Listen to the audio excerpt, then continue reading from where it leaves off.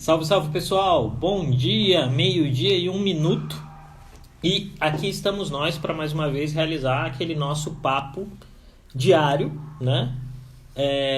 Sobre política, né? Esse é o nosso esforço, esse é o nosso objetivo.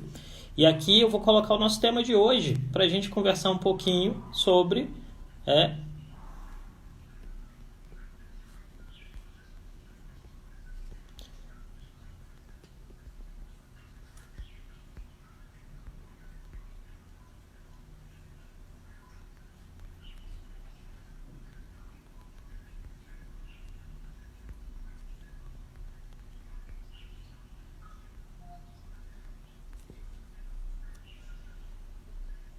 vamos lá. Aqui estamos, vamos fixar o tema, né?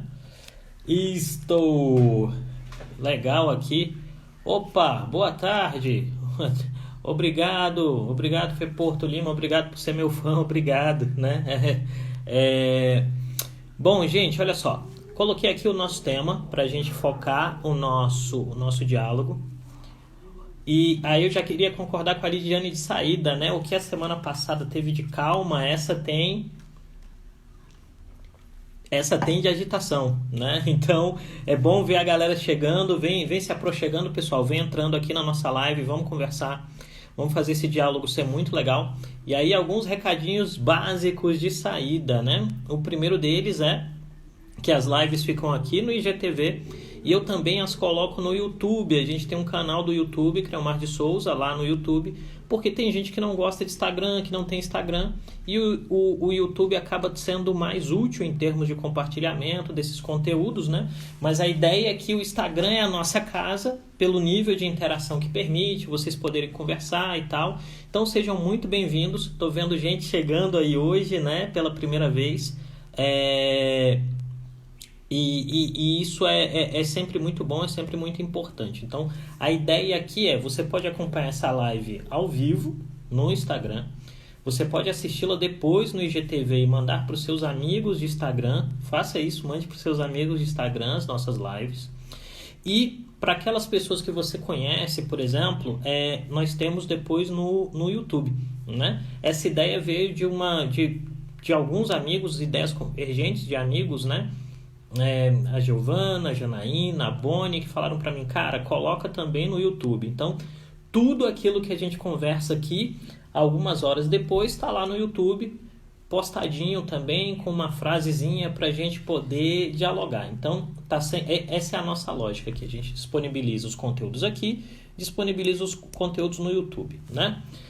Eu queria pedir que vocês fizessem uma segunda coisa, que é apertar nesse aviãozinho que está aqui embaixo e compartilhar com os amigos de vocês, tá? Compartilhem com os amigos de vocês, porque isso aumenta a repercussão do canal, o impacto do nosso diálogo. Se você acredita que isso que a gente está fazendo é bom e é saudável para a sociedade, porque se não fosse saudável eu não faria, né? Faz isso, manda para os seus amigos, eu te peço, para a gente conseguir aumentar o fluxo, né? Porque nada aqui é impulsionado, gente. Não tem cartão de crédito impulsionando publicação, não tem cartão de crédito impulsionando live, tudo aqui é orgânico. Hoje nós temos mais de 1.500 pessoas acompanhando a nossa página no Instagram e tudo isso ganho orgânico. São as pessoas estimulando umas às outras. Eu quero deixar um beijo aqui para minha irmã, né? Que tá nessa tarefa diária de conseguir seguidores para mim também. Obrigado, irmã, beijo, te amo. Acho que você foi a primeira a entrar hoje. Então é tudo feito dentro dessa lógica, uma lógica de conteúdo muito orgânico, de conteúdo muito transparente e análise. Esse é um espaço de análise, não é um espaço de militância, tá? Assim, você pode ter suas preferências políticas, ideológicas, a gente respeita isso, mas aqui é um espaço em que talvez algumas vezes você escute coisas que não vão te agradar e isso é bom. Escutar aquilo que não te agrada é bom, te faz melhorar, tá? Então essa é a nossa ideia. Convide os amigos, vamos juntos, vamos fazer esse diálogo hoje. Na semana que vem a gente vai começar a ter algumas mudanças, né? Algumas transições que eu vou deixar aqui meio no suspense para vocês, mas eu queria agradecer meu grande amigo, o professor Guinter Miros. Acertei, Guinter? Espero que sim. Muros, Guinter Muros, que eu não sei falar o nome dele, me ensinaram errado, Muros. que me deu uma ideia e na semana que vem a gente vai discutir 5G, né? E aí eu vou trazer uma amiga para conversar isso com a gente, tá bom? Vai ser legal. No mais, gente, vamos lá, vamos pensar aí, né? Quais são os nossos desafios? O que nós temos visto nos últimos dias, né?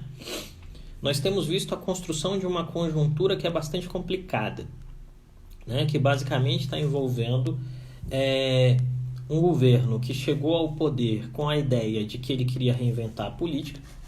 Não, se isso é possível ou não é um tema para outra live, né? A gente está falando do discurso.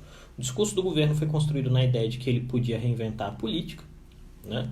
Esse governo avançou no sentido de que essa percepção de reinvenção da política ia se construindo no tempo. Esse governo se ancorou muito em um tipo de militância que a gente pode chamar que é uma militância 4.0, né? Uma militância muito ancorada em redes sociais, uma militância muito ancorada nas novas tecnologias, na internet. E ele começou a estruturar esse discurso daí. E esse governo chegou ao poder. Esse governo, ao vencer a eleição e ao chegar ao poder, estou dando uma mexidinha aqui, quem acompanha a live faz um tempo sabe que teve um dia que o celular voou, então a gente não quer que aconteça de novo. Essa militância no tempo foi se construindo, né, e construindo uma árvore de discurso que em alguns momentos tem alguns flertes que são complicados, e aí eu vou trazer, eu acho que a gente vai precisar fazer uma conversa filosófica em algum momento, para pensar a relação entre liberdade de expressão e responsabilidade de expressão, né? Que são dois elementos que são muito importantes quando a gente está falando de democracia. De maneira muito breve, o que eu quero dizer é o seguinte: em uma democracia, no Estado de Direito, você pode falar o que você quiser. Isso é tranquilo. Mas é importante lembrar que tudo aquilo que você disser tem um impacto e uma responsabilização pela fala. Isso significa dizer o quê? Eu posso fazer um discurso, não quero, não farei nunca, mas eu posso fazer um discurso misógino aqui. Só que isso tem um impacto. Tem um impacto reputacional, tem um impacto legal, tem um impacto político, né? E o que nós vimos nesse primeiro ano, e já tem 1 ano e 6 meses de governo, né? Assim, nesse ano e 6 meses de governo Bolsonaro, é que o governo Bolsonaro e muitos dos seus apoiadores construíram uma lógica de discurso muito baseada em confronto. E aí tem um ponto interessante. O presidente Bolsonaro não diretamente estimulava as pessoas a terem um discurso de confronto ou uma fala antidemocrática, que é o elemento que está na investigação do STF, né? Tem 2 inquéritos no STF, se você não sabe. Um é sobre fake news, né? E o outro é sobre atos antidemocráticos. Os 2 inquéritos estão na mão do ministro Alexandre de Moraes, que até o presente momento parece ser o ministro do STF que entendeu que deve ir para o embate contra esses movimentos de militância. Não há, e é por isso que existe o inquérito, não há no presente momento nenhuma indicação de que há uma articulação da presidência da República para estimular atos antidemocráticos de um lado ou distribuição de fake news do outro. E isso é importante dizer. Por quê? Porque tem uma enorme confusão sobre essa questão. O que eu estou querendo dizer aqui? Se houvesse uma prova de que a presidência da República estimulou fake news ou que a presidência da República estimulou atos antidemocráticos, de fato não se precisaria de uma investigação. O que a investigação quer entender é quem está por trás dos atos antidemocráticos e quem está por trás de uma série de fake news que envolvem ministros do Supremo Tribunal Federal. Certo? Esse é um vetor e um elemento. O segundo elemento é como as militâncias interpretam esse embate. E aí, especificamente, o fenômeno que nós observamos no decorrer do tempo, né, principalmente do passado recente, é que alguns membros dessa militância entenderam, né, de fato, que este embate era um nicho discursivo. Se você não sei se todo mundo conhece a expressão nicho discursivo, então vou tentar explicar. Um nicho é um espaço. Você encontra um espaço, que é, por exemplo, um espaço onde você consegue aproveitar e criar uma determinada reputação, né? Reputação sobre um determinado tema. Ou fazer uma alegoria, eu gosto muito de futebol, tá? Então, por exemplo, quando eu jogava futebol, se o time era muito bom, eu sabia que eu não ia ser centroavante, então eu ia jogar ali no meio campo ou na zaga, porque eu queria jogar na linha, não queria jogar no gol. o nicho, a posição do discurso é muito importante. O que é que nós temos visto, né? Que essa militância que apoia o presidente Bolsonaro, alguns dos representantes dessa militância encontraram um nicho. O nicho é se aproveitar de uma certa descrença das pessoas, né? Nas instituições, nos processos democráticos, na lógica de como a democracia brasileira está construída, para que, de fato, esse nicho desse a essas pessoas repercussão. Tem um tweet sobre isso no meu feed, né? Que são assim, os 6 passos para você construir uma lógica de martírio político, tá? E aí esse pessoal, em algum sentido, se aproveita desse momento para construir essa lógica. E ao construir essa lógica, obviamente, eles vão subindo o tom, e aí tem um elemento que é importante, gente. Cada vez que você consegue mais atração, por assim dizer, dentro dessa lógica das redes sociais, é a ideia da lacrada, né? Lacrada, jantada, sempre muda um termo assim. Você dá uma lacrada, vem mais seguidores. Você sobe o tom da lacrada, vem mais seguidores. Você sobe o tom da jantada, vem mais seguidores. Essa turma percebeu que quanto mais eles subissem um tom, mais seguidores potencialmente eles teriam, né? E à medida que eles foram construindo essa lógica de mais e mais seguidores, você está provocando o seu rival político e está provocando também uma reação institucional, né? E é isso que nós temos visto nas últimas semanas, uma reação institucional bastante forte, né? Bastante organizada do Supremo Tribunal Federal, do Ministério Público e da Polícia Federal, no sentido de investigar, né? E aí vamos lembrar, investigação não é condenação, né? Investigação é um processo inicial. Algumas dessas pessoas, pelos indícios levantados pelas investigações, estão nesse exato momento com cerceamento de liberdade. Significa dizer, no jargão, elas estão presas, né? E aqui eu não vou entrar nos aspectos jurídicos da reflexão. Como eu já falei aí, tem um professor André Lopes que segue a gente, que direto está aqui na nossa live. Dúvida de constitucional, fala com o André Lopes. Dúvida de direito, fala com o Gabriel Chavegatti, que é um irmão muito querido, que está aqui também, que sabe tudo de direito. Estou falando do processo político, não vou entrar na seara alheia, tá? A partir dessa conjuntura, dessa reação, a gente criou um novo movimento. Esse novo movimento é o quê? Lembra do início da pandemia para cá? O que a gente via? O presidente Bolsonaro tendo o monopólio da narrativa, os grupos políticos de apoio ao Bolsonaro tendo o monopólio da narrativa. Era a turma que ia na rua, era a turma que provocava, era a turma que dizia aonde, de fato, as pessoas estavam se situando e aonde o debate político estava se situando. O que a gente começou a ver nas últimas 2 semanas? Né? Nas últimas 2 semanas, nós começamos a observar gradativamente uma rearticulação das forças no sentido de que ocorreram 2 fenômenos. O primeiro fenômeno foi de rua, né? Que teve como nascedor ali na cidade de São Paulo, na Avenida Paulista, o ato das torcidas organizadas pedindo democracia. Não vou julgar aqui se a torcida organizada é o melhor vetor de organização política ou não, mas o fato é esse. As oposições começaram a ir às ruas de maneira desarticulada via torcidas organizadas, sobretudo em São Paulo e em algumas outras capitais. Tá? O segundo movimento de resposta a essa provocação constante veio em forma de ações policiais, né? A partir dos inquéritos que estão na mão do ministro Alexandre de Moraes. O primeiro, algumas semanas atrás, quando a gente teve a reflexão sobre a questão das ações de fake news, e aí uma série de blogueiros, donos de site, apoiadores do presidente da República tiveram computadores confiscados, informações confiscadas. Isso foi o primeiro elemento. Só que aí, em paralelo, aconteceu um segundo fenômeno que foi derivado dessa primeira ação. Vamos lembrar das reações. É importante, gente. Não dá para entender política sem entender história. E não dá para fazer análise política sem ter memória histórica. Entendam isso, né? Qual foi a reação de uma parte da militância do presidente Bolsonaro quando da primeira ação do Supremo Tribunal Federal, né? Vamos lembrar especificamente daquela senhora que está hoje na cadeia, até onde eu sei, não vi televisão agora de manhã, não sei se ela já recebeu liberdade condicional, mas estava na cadeia. Ela foi à frente do Supremo Tribunal Federal, né, e falou um monte de impropérios e convidou as pessoas e falou, vou me invadir, eu vou na sua casa, eu vou fazer, eu vou acontecer. Tem 2 elementos aí. Um é emocional, se sentiu vilipendiado e a gente pode respeitar isso. O segundo tem a ver com plataforma política. Naquele momento era chamar a atenção para que em algum sentido pudesse se tornar mártir política. E isso é normal, tá? Vai ter a direita, vai ter a esquerda, sempre tem alguém que quer ser mártir político. Porque martírio político gera voto em democracia, gente.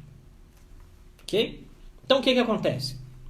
À medida que isso foi acontecendo, em algum sentido, a militância achou que não seria mais presa porque os dias passaram, né? Os dias foram passando, as coisas foram acontecendo e nada. E aí, de repente, vem a reação, né? Com 7 mandados de prisão, depois 21 pedidos de busca e apreensão, e depois a quebra de sigilo de uma série de parlamentares da base de apoio do presidente Bolsonaro. Lembrando que a base de apoio do presidente Bolsonaro é composta basicamente por 2 grupos para ficar fácil de entender. Um grupo é aquele que vem com o Bolsonaro desde a eleição, a turma que se elegeu na ideia da nova política, né? O grosso é essa turma, e aí você tem alguns deputados e alguns senadores que se destacam mais. E tem uma segunda parte que vai se agregando a partir da pandemia na ideia de construir uma base parlamentar que proteja o presidente de um processo de impeachment. Entendeu? O presidente foi atrás ali de 200 e poucos votos para impedir que você tenha os 308 contra ele. Então, basicamente são esses 2 grupos. As ações da Polícia Federal, Ministério Público Federal e do STF até agora não estão nesse grupo que chegou agora. Está no grupo anterior, que é a turma que desde sempre dizia-se bolsonarista, dizia-se presente com o governo e que partilhava esse discurso agressivo. Esse discurso de confronto, esse discurso de embate, esse discurso do quanto pior, melhor. Né? E que para que você, em algum sentido, avance em termos políticos, você tem que erradicar o outro, porque o outro é seu inimigo. Tá? Com essas ações do dia de ontem, o que aconteceu? O presidente Bolsonaro, hoje pela manhã, se eu não me engano, né, evocou que um discurso novamente de confronto, dizendo, olha, acabou, a gente vai ter que assumir um novo papel, um novo momento, vai ter que se fazer de outro jeito as coisas, né? Eu não lembro exatamente quais foram as palavras que ele usou, mas eu tenho aqui em algum lugar, né? Se eu achar, eu falo para vocês em algum momento. Mas a ideia ali presente era de provocação. E aí a gente tem que entender o governo a partir de uma lógica que é muito, muito interessante, que é a seguinte. De um lado, o governo tem a pressão por ter estabilidade, barrar impeachments e avançar reformas e por aí vai. Para isso, o governo trouxe o Centrão. Né? Mesmo dizendo, em termos eleitorais, que nunca traria o Centrão para dentro do governo. E isso não sou eu que estou dizendo, assim, é só você ir lá no YouTube e ver as falas do presidente Bolsonaro, do general Heleno, de outros articuladores, né, dos próprios filhos do presidente, que diziam: o Centrão nunca vai ser parte desse governo quando o Bolsonaro for presidente.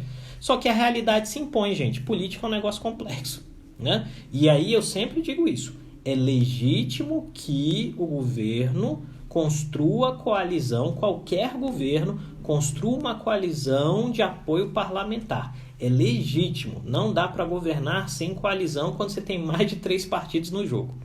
Então, o governo tem esse direito, né?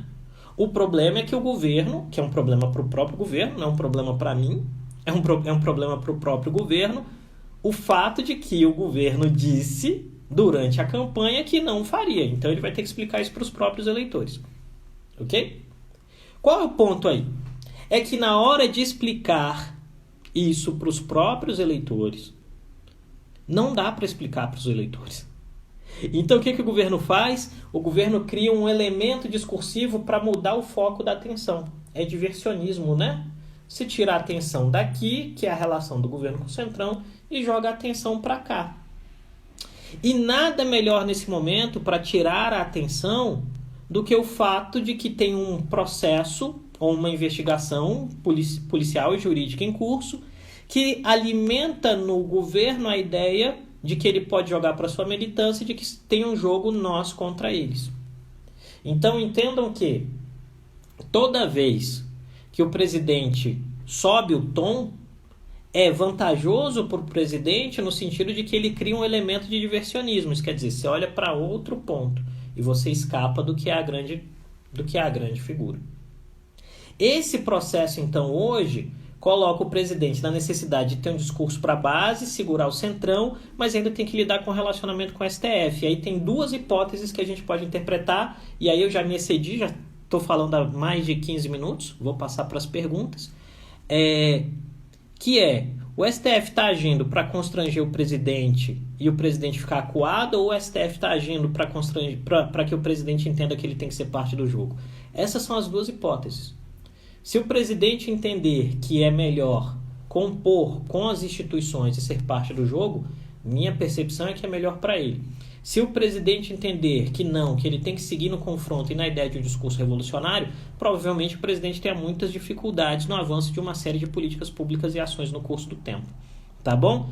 Pessoal, deixa eu dizer, vou passar para as perguntas, eu acho que já tem uma ali escrita.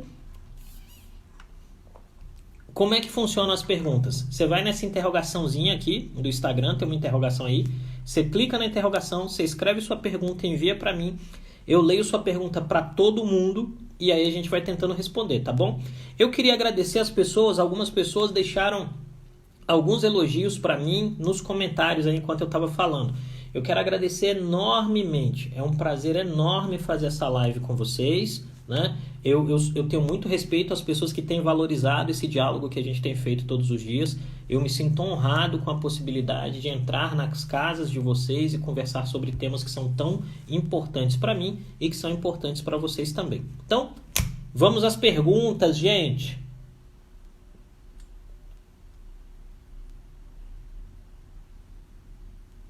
Aqui tem uma pergunta, né?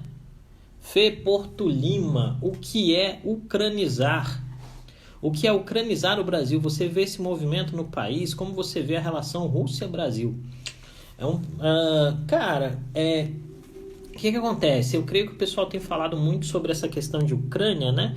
Porque no passado recente houve esse elemento de que a Ucrânia entrou em um processo de muita polarização política e o resultado fundamental da polarização política na Ucrânia foi a divisão do país, literalmente, até em termos físicos, né? Entre aqueles que apoiam a Rússia e aqueles que não apoiam a Rússia, gerando com que no leste da Ucrânia você tivesse algumas regiões que decretassem independência, né?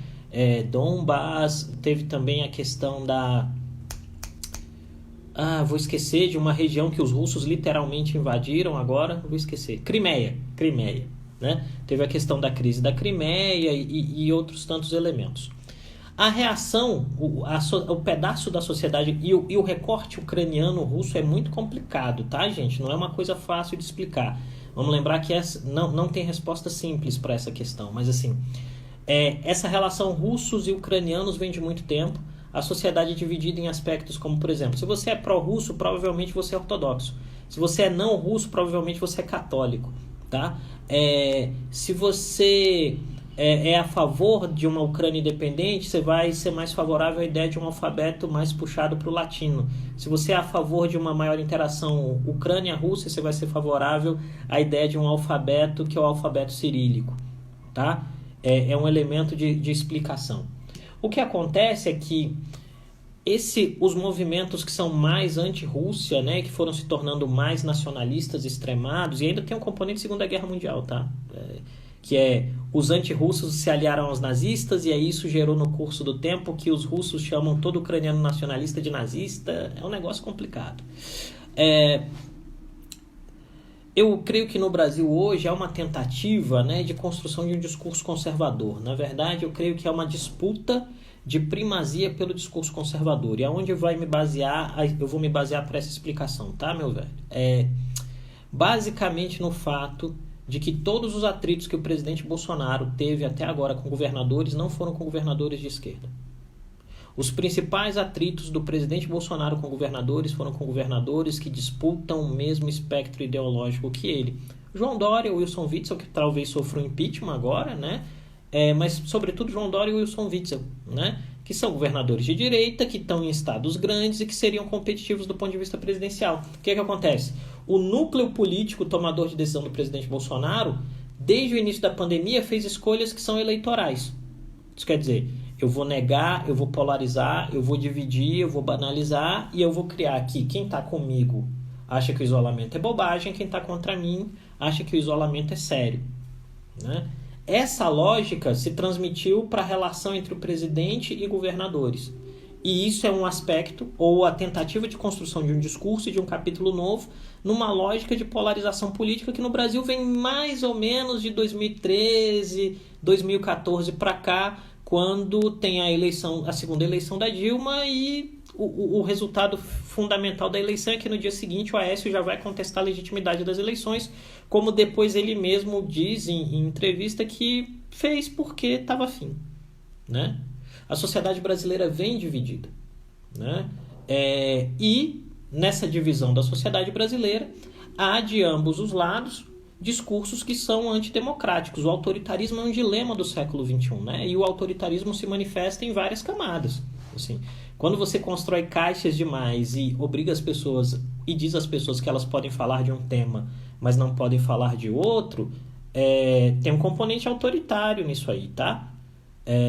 Quando você rotula demais, tem um componente autoritário nisso aí.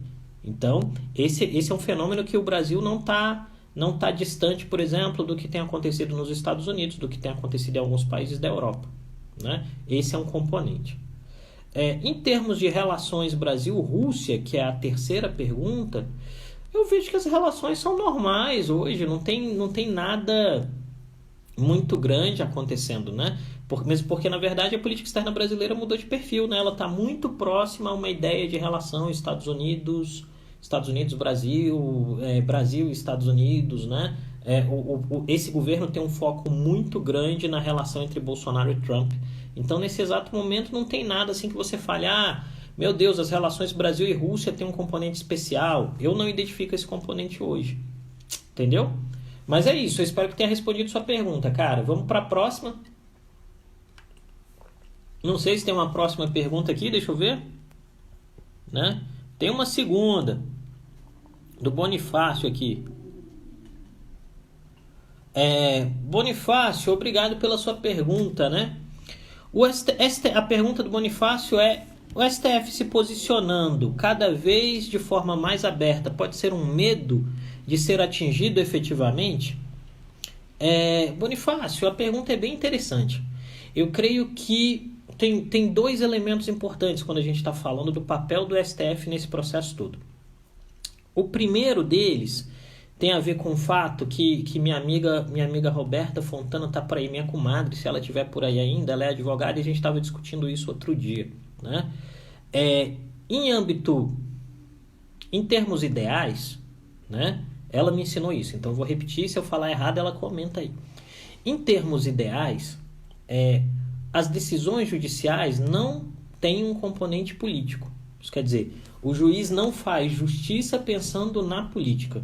Entende? Em termos ideais é isso. Se perguntar para qualquer um dos ministros do STF, eles vão dizer: eu não faço justiça pensando política.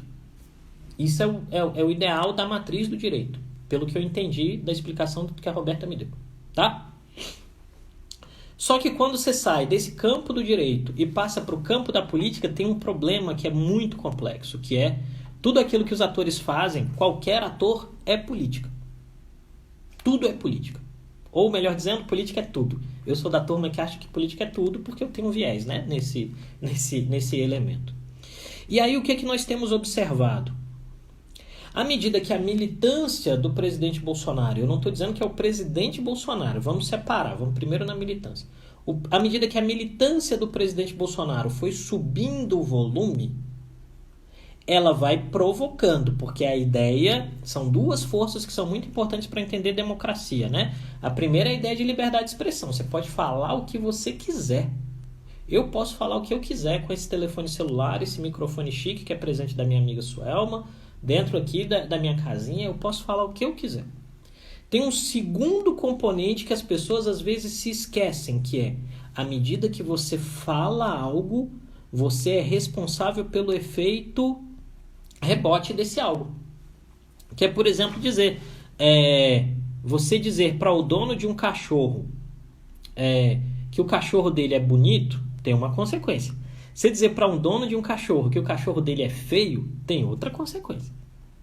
Né? E às vezes, me parece que em um ambiente político muito polarizado como esse, né, As pessoas têm se esquecido que as falas têm consequências, à medida que elas têm consequências, elas têm interpretações, e essas interpretações geram respostas políticas. Né? E aqui eu vou aproveitar o comentáriozinho da Mari Jungmann aqui, que diz o seguinte, ó, não se faz direito pensando em política, mas se faz política usando a justiça. Talvez. Né? E aí o que nós temos nessa conjuntura toda? A militância foi subindo o tom, né? A militância foi subindo o tom e o nosso querido El aí acabou de dizer, ó, justamente por isso é vedado o anonimato, né? Ninguém pode ficar fazendo manifesto anônimo. Foi subindo o tom e tem a reação à subida do tom. Talvez, e aí valeria a pena, Bonifácio, ler algo em termos de análise política que fale da relação entre emoções e racionalidade, tá? Ou ler o Rápido e Devagar, do Daniel Kahneman, né? É bem interessante. Rápido e devagar, duas formas de pensar. O que acontece? Talvez as pessoas da militância, na euforia do discurso, talvez, né? Na euforia do discurso, na euforia da fala, na euforia de defesa da posição, não entenderam emocionalmente, porque racionalmente todo mundo sabe, né? Não entenderam emocionalmente que a fala tem uma consequência. Então, preferiram jogar o jogo do vou pagar para ver. Então, os militantes que estão presos resolveram vou pagar para ver. E à medida que eles foram no pagar para ver, em algum momento alguém no STF ia ter algum tipo de reação. Né? Ia ter algum tipo de reação. E aí vem os temperamentos. O ministro Alexandre de Moraes sentiu-se provocado, porque ele foi ameaçado, inclusive, né? Assim, foram à casa dele, fizeram manifestação na casa dele, ele falou, tudo bem, é assim que é o jogo? Eu vou jogar o jogo. Só que eu vou jogar o jogo com a lei. O que eu tenho é a lei. Eu não vou pra internet, apesar de que ele foi no Twitter, né, e falou, olha, o STF não vai abaixar a cabeça, o STF não vai escalar, o STF vai defender a Constituição. Ele reagiu. E aí, na hora que ele reage, você tem um outro elemento rebote, que é, cara, e agora? Né? Então, eu creio que tem dois aspectos aí. O primeiro é a reação monocrática do Alexandre de Moraes. Porque os dois inquéritos são de decisão monocrática dele. Ele faz. Né? O segundo elemento é se isso vai gerar algum tipo de consenso dentro da Suprema Corte. E aí, o indicativo analítico que eu tenho até agora, né? E aqui vou fazer uma menção ao professor André Lopes, que disse aqui, ó, impossível dissociar direito e política, né?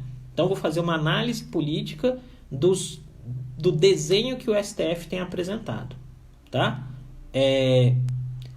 Você, de fato, tem indicadores de que em alguns aspectos desse embate com a militância ou com aqueles que têm se exaltado em termos de fala, há a construção de um consenso ou de uma maioria em termos de decisão plenária. E aqui eu estou me baseando no fato, no julgamento que envolve Weintraub. Né? Há uma formação, a maioria está formada. Se vai ter consenso é outra coisa, mas a maioria está formada. E ele não vai ser retirado do inquérito. Né? Então, o que me parece e aqui eu vou fazer referência a um texto que eu publiquei ontem no Estadão. Está até na bio do meu Instagram, dá uma olhada lá. Ficou bom o texto. Não é porque eu escrevi, não. Ficou bom porque eu escrevi também, mas ficou bom. Brincadeira. Que é o seguinte. O Brasil precisa construir consenso. Nós só vamos superar a tempestade perfeita no horizonte construindo consensos. Isso é análise, tá? Porque para você ter um planejamento estratégico bom, você precisa de consenso decisório.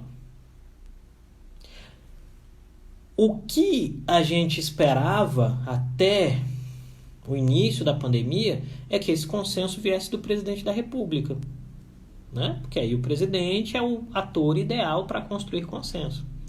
O problema é que o presidente percebeu racionalmente, em termos de estratégia política, que para a sobrevivência dele o consenso não lhe cabia. Então ele deixou o consenso para lá, né? Esse consenso, para risco do presidente, pode vir das outras instituições consensuando que o presidente é parte do problema e não parte da solução.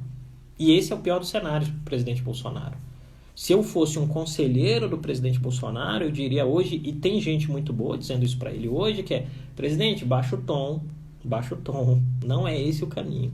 Vamos construir um caminho alternativo, que são aqueles que o Leonardo Barreto, que é um cientista político muito bom daqui de Brasília, Leonardo Barreto chama de arquitetos da estabilidade. Tem uma turma tentando uma arquitetura de estabilidade. A questão é saber se o presidente da República quer a estabilidade ou se ele quer o confronto, porque ele foi eleito para o confronto. Esse é um ponto importante, né? Então o STF está reagindo e há indicativos de que esse consenso vai se construindo. Eu não vou usar a expressão medo que você usou entre aspas, tá? Eu acho que é uma ação de salvaguarda da instituição, né? Obrigado pela pergunta, Bonifácio. Espero que tenha respondido, cara.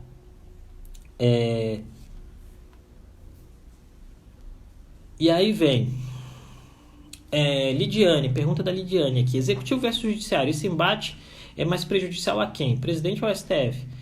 Olha, Lidiane, se a gente for pegar pela Constituição, é ruim para o presidente.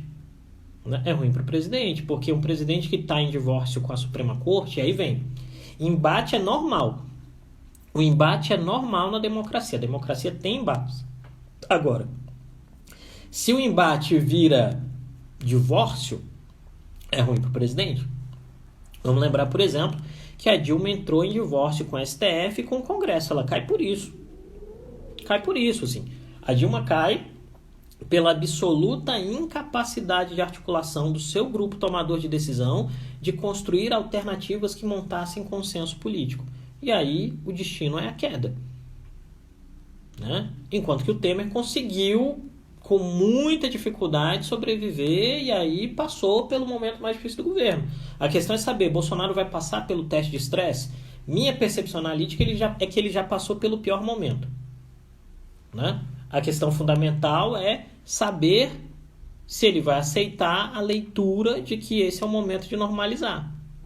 Porque tem pressão interna dos arquitetos da estabilidade e tem pressão externa via STF, né? Então, o ideal para ele seria não arranjar um novo ponto de embate. Tá bom? Obrigado pela pergunta, querido. Vamos aqui. Tem mais uma pergunta da Lidiane, né? Lidiane, eu vou aproveitar e vou te fazer uma pergunta. Qual o cardápio de hoje aí no almoço, né? Gente, para quem não sabe, Lidiane é uma quase mestre cuca, né? Quase mestre cuca. E sempre comentava aqui quando a gente começou essas lives dos cardápios do dia. E ela parou de trazer os cardápios do dia. Talvez com um pouco de empatia com aquele que vos fala e que está com fome, né? Mas diz aí qual é o cardápio de hoje, Lidiane. Obrigado pela pergunta. Vamos lá. Você acredita que podemos chegar... Charuto. Charuto. Charuto é bom, hein?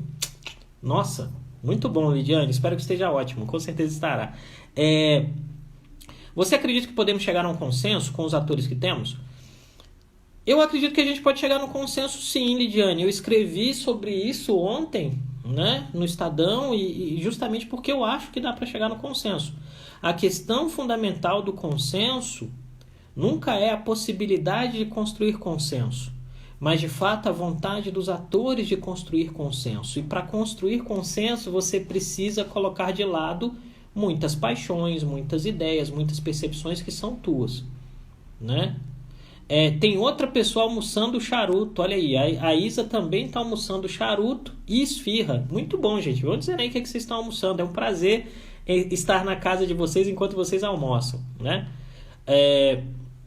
Então, eu creio que há possibilidade. A questão fundamental é se os atores querem passar pela curva de aprendizagem da construção de consenso.